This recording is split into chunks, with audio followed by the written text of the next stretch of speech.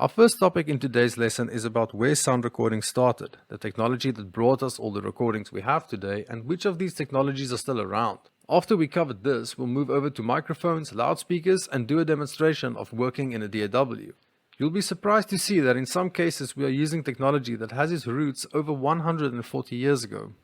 In this section we will discuss early recording formats. We will have a look at recording on paper, tinfoil, wax cylinders, vinyl, and tape.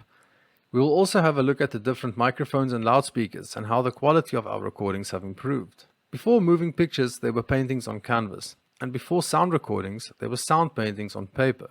In 1857, Edward Leon Scott de Martinville used a funnel-shaped horn to record sound. He did this by fixing a membrane with a needle attached to it. He then fixed this to the small end of a horn.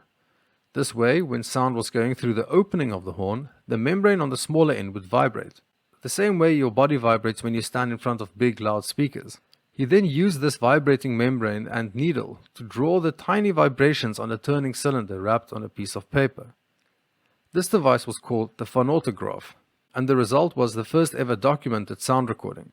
Do you know what this device is called? This is called a phonograph. Although still primitive, the moment of capturing sound was a remarkable one and one that would change humanity. The first ever sound recording device that was designed for playback was invented by none other than Thomas Edison. In 1877, Edison set out to record telephone conversations. In order to achieve this, he invented the phonograph, which was a significant improvement on the phonautograph in quite a few ways. The phonograph recorded sound with a needle stuck to a membrane, which was attached to a mouthpiece. When a person spoke into the mouthpiece, the small vibrations of the needle were used to carve into a cylinder covered in tinfoil. This cylinder rotated as it slowly moved horizontally while a recording was made in a spiral on a thin sheet. The most significant aspect of the device was that the phonograph was designed to reproduce recorded sound. On the opposite side of the engraving needle was a needle fixed to a membrane that was moved by the indentations in the tinfoil sheet. The moving membrane was then fixed to a cone which amplified the sound. The result was the first ever sound recording that could be played back. The first ever recording by Thomas Edison was to test whether the phonograph really worked. He said the nursery rhyme, "Mary Had a Little Lamb," a recording that still survives to this day. The tinfoil recordings had their downside though. They disintegrated after only a few times of playback, were manually operated, and they were also not very loud. Alexander Graham Bell and Charles Tainter noticed that the tinfoil recordings are destroyed after only a few times of being played. They revised Edison's version and decided to make the cylinders from wax. It was successful and recordings were played in hotels and restaurants for the first time without live musicians. A few years later, the wax cylinder was replaced with ceramic due to its durability. These cylinders had an enormous impact on the music industry, since they only had 2 to 4 minutes of total playing time. This meant that a song had to be between 1 minute 45 seconds and 3 minutes 45 seconds long, the same length of our average songs today. In 1888, Emil Berliner invented the Berliner gramophone. The most significant difference between the Berliner gramophone and the Edison phonograph was that the Berliner gramophone was recorded on a flat disc rather than a cylinder. It was simpler to play back, significantly cheaper to mass produce, and was a great way for Berliner to avoid Edison's patent on cylinder recordings. The disc was cut in a similar fashion as the Edison cylinders, with a needle or stylus attached to a vibrating diaphragm at the small end of a horn. The stylus would then cut grooves laterally across the disc rather than vertically. The gramophone discs were significantly easier to mass produce, and they also didn't wear out as quickly as the tinfoil recordings. There were still many improvements needed, and at the turn of the 20th century in 1901, the gramophone and wax master discs were widely used and soon adapted into what is now known as vinyl. Emil Berliner invented the gramophone, paved the way for a revolution in the music industry, and started a company what is now known as EMI Records. In 1931, RCA Victor commercially released the first vinyl player with initial record sizes of 30 centimeters. Vinyl was produced on 7-inch records, later 10 inches, and eventually 12-inch records. They were also much louder, durable, easier to handle than cylinders. An automated playback system where only the music needs to be loaded on and doesn't need manual operation was also beneficial. In 1943, Alan Blumlein, an important figure in the development of sound and recording, devised a method to record music on 2 tape tracks for stereophonic playback. Blumlein worked for EMI Records and did substantial research on microphones and recording stereo and surround formats. Microphones are most likely one of our most important pieces of equipment when it comes to capturing the real world.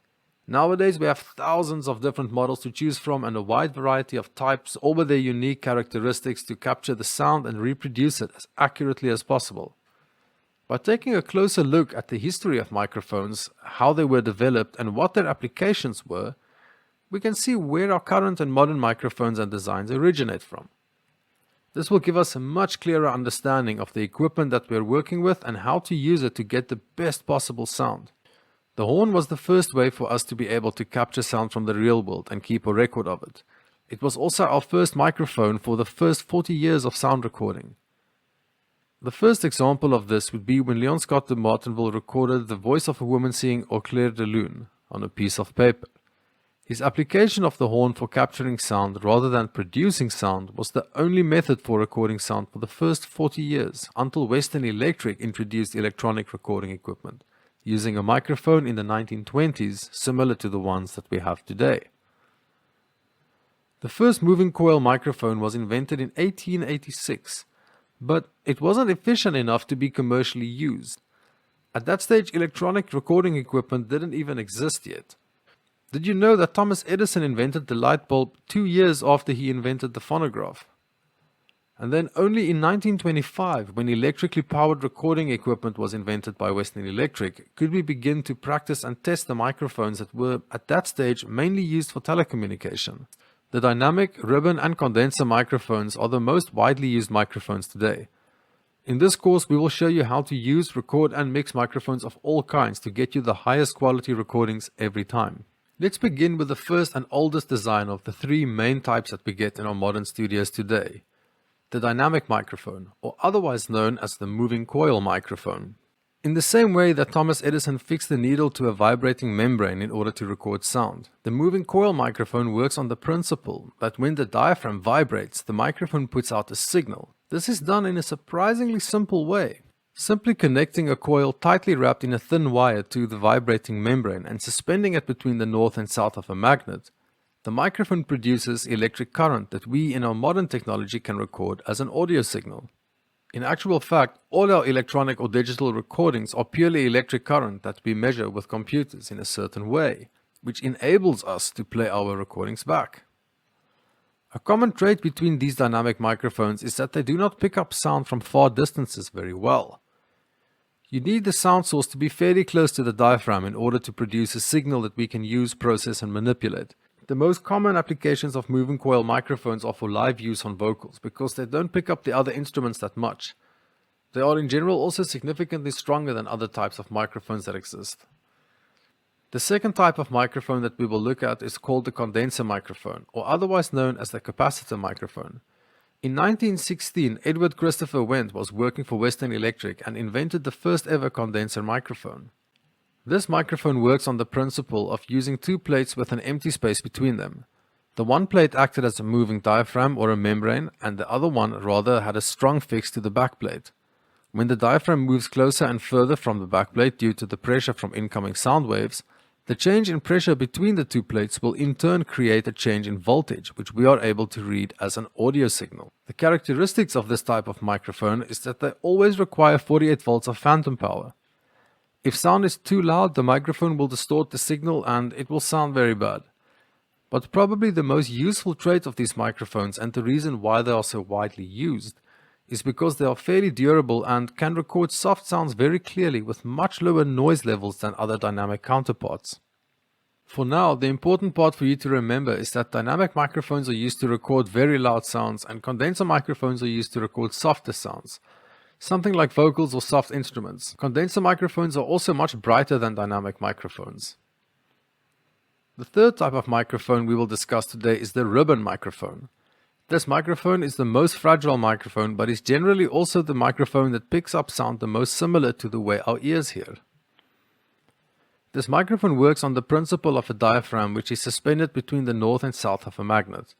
The diaphragm is made of an extremely thin piece of foil and has a wire connected to each end of it. The result is that when the sound is aimed at the microphone, the sound vibrates the diaphragm. This vibrating of the diaphragm causes it to move back and forth in the magnetic field and in return generates a current. This current travels through wires to our computers, which we are able to read as an audio signal. In the modern designs, some microphones of this type require 48-volt phantom power, and other designs do not need it. These microphones have the characteristic of picking up sound in the figure of 8 polar pattern. The diaphragm of a ribbon microphone is only 5 micron thick. That's 12 times thinner than a human hair. From tinfoil recordings that's destroyed after only a few times of playback to wax and ceramic cylinders to discs, vinyl, 2-track tape and stereo recordings. The format that we recorded our sound on defined the loudest and the softest part that we could record. The ability to record sound would only be worthwhile if we were able to reproduce it. In 1877, Werner von Siemens, the founder of the company now known as Siemens, introduced the idea of an electromagnetic coil-driven speaker. The introduction of the moving coil as a microphone and as a loudspeaker is one of the most significant contributions to the audio industry, which after 140 years is still with us in our homes, a part of our daily lives. The speakers that we use in our daily lives hugely affect the experience and the accuracy of the audio reproduction. Just compare the sound of music being played over a cell phone to the sound of a voice in the airport or live music at a concert. All these speakers have their own characteristics, their own applications, and sound in their own unique ways that we all know very well. The first speaker was invented in 1877 by Werner von Siemens. The speaker did not work as such, but Siemens noted that through amplification, a working loudspeaker could be devised. This is an important moment in the development of audio technology because it is where the use of amplifiers for sound was introduced, although it was not invented yet. In 1898, Oliver Lodge developed a moving coil loudspeaker. By 1915, practical moving coil loudspeakers were being manufactured and was eventually patented in 1924 by General Electric and AT&T. Do you remember the dynamic microphone we just spoke about a minute ago? The microphone works with a moving coil wrapped around in a copper wire that's suspended between 2 magnets, and when sound is being played into it, the moving coil generates a voltage through magnetism, which we can then read as an audio signal. Well, guess what? If you reverse that principle and send current into the wire rather than receiving from it, the current that you send to it will force the coil to move between the 2 magnets. The result is that the dynamic microphone and the moving coil loudspeaker that we use today work on exactly the same principle. Just to prove a point, a speaker with a diameter of about 10 inches or more works really well as a microphone for the kick drum of a drum kit. It picks up the low frequencies really well and is often used to add some low frequency boost to the kick drum in studio recordings. Every speaker is designed with a specific use and purpose kept in mind. Speakers come in a variety of shapes and sizes, and these define the sound that the speakers can produce. A loudspeaker that is deep and wide is able to produce lower frequencies at much higher loudness levels than the small speakers we have in portable radios. To give you a better understanding of the types of speakers, we will briefly mention the types and their basic characteristics. First and foremost would be the moving coil loudspeaker. This is the most common loudspeaker found in our daily lives and is fairly good at producing low frequencies, otherwise known as bass. The second type of loudspeaker that I think all of you are familiar with is the subwoofer. This loudspeaker has the specific purpose of emitting bass frequencies or low frequencies of roughly between 22 and 125 Hz. The third type of speaker is called a tweeter. This type of loudspeaker is usually smaller than the moving coil or the subwoofer speakers, and is designed to emit high frequencies or brightness in our music and sound recordings. Between the subwoofer, moving coil loudspeakers and the tweeters, the musical range of frequencies that we as humans enjoy listening to is covered very well, and the balance between these 3 speakers give us a pleasurable listening experience. When one of these 3 fall away, we notice a significant difference because suddenly there are frequencies or sounds that are absent. This is the reason why music sounds different depending on which speakers you're listening to. Before we move over to the demonstration of today's lesson, I want to show you some of the antique analog equipment and what they sound like. Remember, these examples are played by equipment that we used over a century ago. Listen to the examples and see what the most noticeable differences are. How well balanced is the bass and the higher frequencies? Does it sound bright or dull? What do you notice about the noise? I'm going to play the examples now. Let's see which differences you find most noticeable, and then after that we go over to the demo. I'm about to make a recording on wax. I'm cutting a record using an Edison standard phonograph from the collection of the Henry Ford, circa 1903. the earliest technology to playback recordings you could actually record at home. So I'm going to demonstrate now. Hello, hello, hello. Mary had a little lamb, its fleece was white as snow, and everywhere that Mary went, its lamb was sure to go. So now I can lift the cylinder up, remove it, and brush off the swarf because I cut through the wax. Switch out my cutting stylus for a playback stylus. Put it back on the machine, reposition, horn back.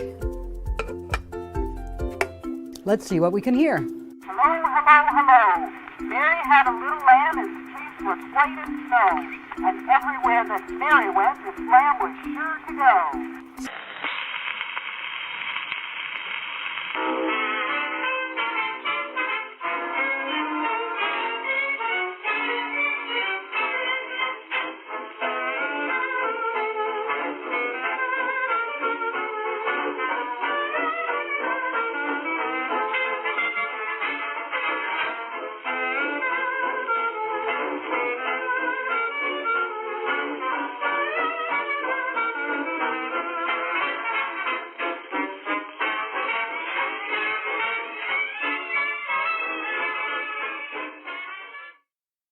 That would go up to the headphones. So I cut the green wire and taped it in place so it wasn't touching anything else. I found that was causing a lot of interference with my tests. And as well as the left headphones, I cut them off and taped them apart. So that was how I did my setup, and I will now show you the audio tests. Alright, this is the mid-range speaker. Hopefully my camera can pick up on how loud I have to yell into this thing just to get this level of audio. Alright, this is the mid-range speaker. Hopefully my camera can pick up on how loud I have to yell into this thing just to get this level of audio. Alright. And this is a big bass speaker. I'm trying to hold the same volume in my voice to see what kind of volume we get in the recording. Alright, and this is a big bass speaker. I'm trying to hold the same volume in my voice to see what kind of volume we get in the recording. Alright, and now I'm yelling into the tweeter. There's a very small speaker. Let's see how the audio comes through.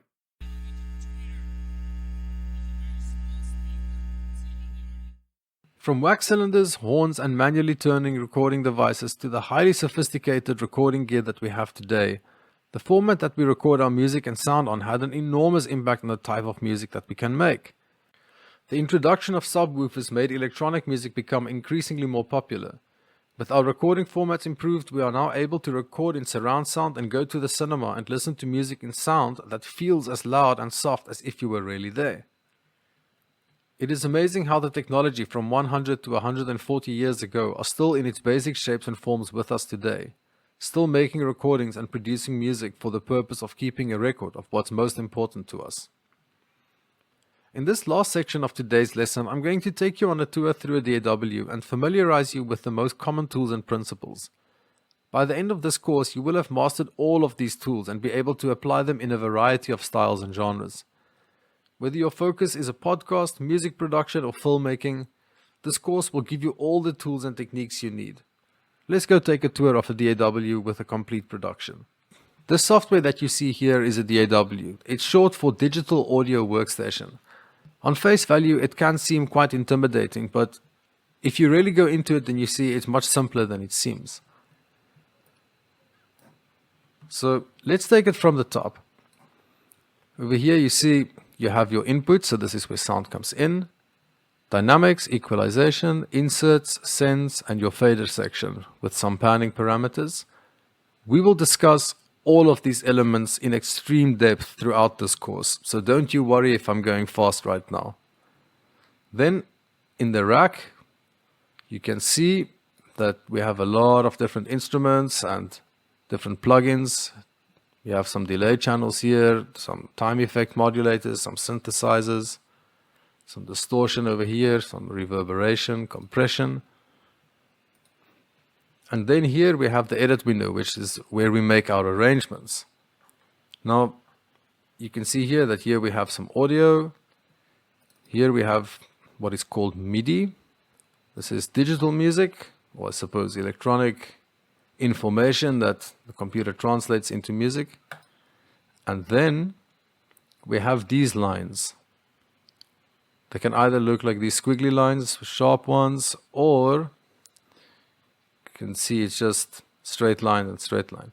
These are called automation lanes, and we use them to either turn a certain setting on or off, or to make something more and less. Let's just have a look at what this production holds. I'll just quickly skip through all the sections, play 4 bar of each section so you can get an understanding of what we're listening to.